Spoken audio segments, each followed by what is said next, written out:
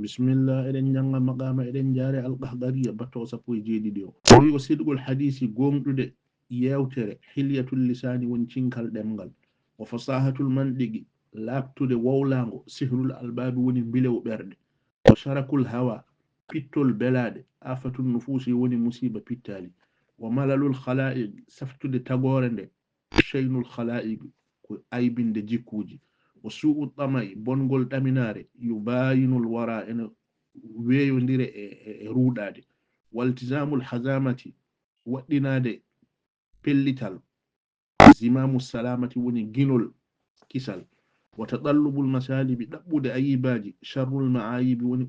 ko ɓuri bonde ayibaji wa tatabbu'ul asarati rewindade pergitanɗe yudhidu ene fergita almawaddati gilli wa khulusun niyyati labde anniya khulasatul adiyati woni ko labte dokkal wa tahni'atun nawali newnude dokkal samanu su'ali woni coggu ñagade wa takalluful kulafi deftade caɗele yusahhilul khalafa ene newna dokkal wa tayaqqunul ma'unati yananede ballal yusannil ma'unata ene newna fere wa fadlu sadri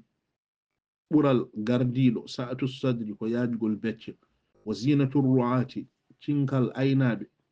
woni laamaɓe maktu su'ati ko hutade jumoɓe woni kaloɓe ko wona haaju mum en natoɓe hakkunde yimɓe wa jazaa'ul mada'ihi jobdi mantoje bassul mana'ihi ko saktude dokke wa maharul wasa'ili tenge jokkorɗe tashfi'ul masaili ko ɗimmidde al masaili mas'alaji woni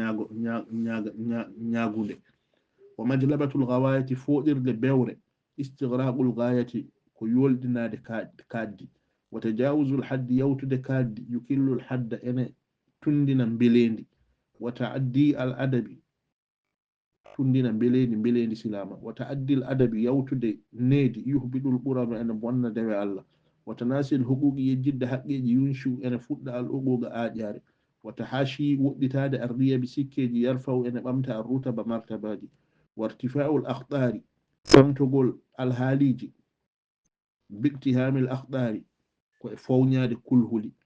wa tanawuhul aqdari towne al qadraji bimuwatatil aqdari ko newnugol hoddiroji wa sharaful a'mali teddude golle fi taqsiril amali ko raɓɓiɗinde yalaji wa idalatul fikrati jutnude miijo tanqihul hikmati woni soccirde ñeñal wa rasul riyasati hoore kongu tahdibu siyasati ko lallidde siyasa muɗum woni politique muɗum woni ngardindi muɗum wa ma ad dajajati wondude ngatde